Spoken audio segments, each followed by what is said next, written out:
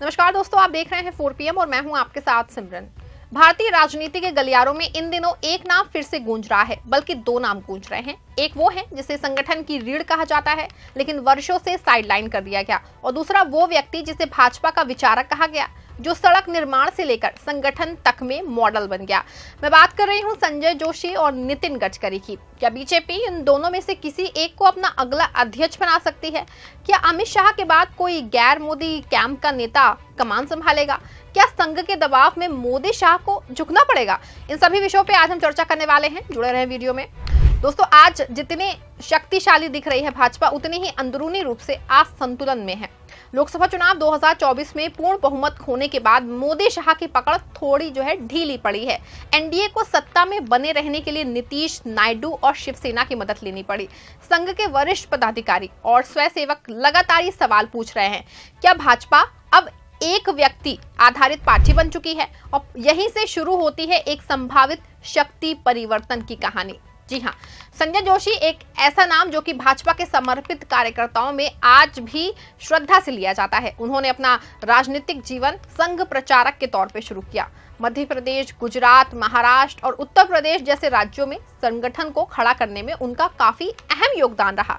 गुजरात में मोदी और जोशी की जोड़ी ने चमत्कार किया, लेकिन बाद में वही जोड़ी दुश्मनी में बदल गई। मोदी को सीएम बनाए जाने के बाद संजय जोशी को लगातार साइडलाइन किया गया। 2005 में एक कथित स्ट्रिंग ऑपरेशन के बाद उन्हें इस्तीफा देना पड़ा। 2012 में मुंबई अधिवेशन में नरेंद्र मोदी ने साफ शर्त रख दी थी, अगर जोशी मंच पे होंगे तो मैं नहीं आऊंगा। जोशी हटे, मोदी आए और ये लड़ाई व्यक्तिगत हो गई। लेकिन संघ कभी जोशी को भूला नहीं। संघ के कई वरिष्ठ प्रचारकों को लगता है कि अगर भाजपा को वापस संगठन आधारित पार्टी बनाना है तो संजय जोशी को लाना ही पड़ेगा।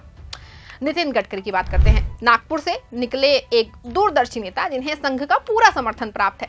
उनके मंत्री रहते हुए देश में जितने हाईवे, पुल, एक्सप्रेसवे बने हैं, वो आज बीजेपी की विकास की सबसे बड़ी उपलब्धि माने जाते हैं। लेकिन गडकरी की एक सबसे बड़ी दिक्कत है, वो मोदी शाह की हाँ में हाँ नहीं मिलाते हैं। उन्होंने कभी भी चाटुकारिता नहीं की। यही कारण है कि 2014 के बाद से उन्हें कभी पार्टी अध्यक्ष नहीं बनने दिया गया और अब मंत्री पद भी सीमित हो गया है। हाल ही में जब गडकरी ने कहा कि राजनीति में अब बहुत गंदगी है, इसको लेके मोदी शाह पे सीधा हमला उनको माना जा रहा था। संघ के जो कई प्रचारक है, विशेष के नागपुर बेड विचारक गडकरी को पार्टी अध्यक्ष बनवाना चाहते हैं, क्योंकि उनको लगता है कि अगर पार्टी के एक व्यक्ति की पकड़ से निकालना है तो गडकरी सबसे सही विकल्प है। 2024 के चुनाव बाद संघ और बीजेपी के शीर्ष नेतृत्व में खटास साफ दिखने लगी। मोहन भागवत ने एक इंटरव्यू में कहा कि भाजपा अपने मार्ग से भटक रही है, हमें समाज जोड़ना है, वोट नहीं। ये कथन सीधे सीधे भाजपा नेतृत्व पे सवाल उठाता है। संघ अब चाहता है कि संगठन पे से सत्ता की छाया हटे। ऐसे में या तो संजय जोशी जैसे समर्पित कार्यकर्ता को लाया जाए या नितिन गडकरी जैसे विचारशील नेता को आगे किया जाए। संघ के वरिष्ठ प्रचारक दत्तात्रेय होसाबले, कृष्णा गोपाल और भैयाजी जोशी जैसे लोग भी मोदी शाह के कॉरपोरेट मॉडल से परेशान बताए जा रहे हैं। उनका मानना है कि पार्टी को फिर से जनसंघ की आत्मा से लौटना चाहिए। मोदी और शाह की जोड़ी अब इतनी ताकतवर नहीं रह गई जितनी 2019 में थी। शिवसेना, जेडीयू और टीडीपी जैसे सहयोगी अब बराबरी से बात करते हैं। साथ ही आरएसएस के दबाव को नजरअंदाज करना अब उनके लिए मुश्किल होता हुआ जा रहा है। अगर बीजेपी आने वाले विधानसभा चुनाव में प्रदर्शन नहीं सुधारती है तो उन्हें अध्यक्ष पद पे किसी ऐसे चेहरे को लाना होगा जो संघ और कार्यकर्ता दोनों को भरोसे में ले सके।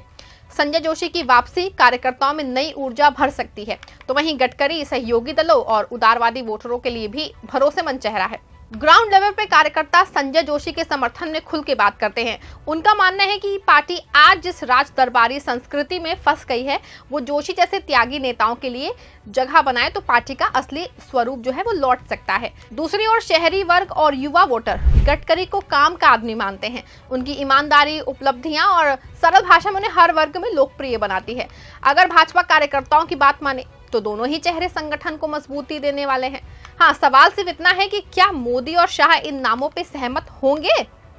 राजनीति में संभावनाएं कभी खत्म नहीं होती हैं। संजय जोशी को पहले गुजरात के किसी संगठनात्मक काम में लगाया जा सकता है और वहां से उन्हें धीरे धीरे राष्ट्रीय फलक पे लाया जाए। गडकरी को अध्यक्ष बना के पार्टी ये संकेत दे सकती है कि अब भाजपा सिर्फ मोदी की नहीं बल्कि सामूहिक नेतृत्व की पार्टी है। इसके अलावा एक तीसरा विकल्प भी हो सकता है, किसी युवा चेहरे को अध्यक्ष बनाया जाए, लेकिन नियंत्रण जो है मोदी, शाह और संघ का बना रहे। लेकिन अगर कार्यकर्ताओं और संघ की सुनी गई तो जोशी या गडकरी में से किसी एक की वापसी तय मानी जा रही है। तो दोस्तों, क्या भाजपा अपने ही पुराने नेताओं को फिर से मौका देगी? क्या सत्ता और संगठन के बीच में संतुलन कायम हो पाएगा? क्या जोशी और गडकरी जैसे चेहरों से पार्टी को नई दिशा मिलेगी?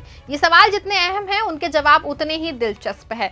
आप अपनी राय कमेंट में बताइए। आप किसे भाजपा अध्यक्ष बनते देखना चाहते हैं? संजय जोशी, नितिन गडकरी या कोई तीसरा चेहरा? अगर आपको हमारी वीडियो पसंद आई हो तो वीडियो को लाइक, शेयर और चैनल को सब्सक्राइब जरूर करिएगा।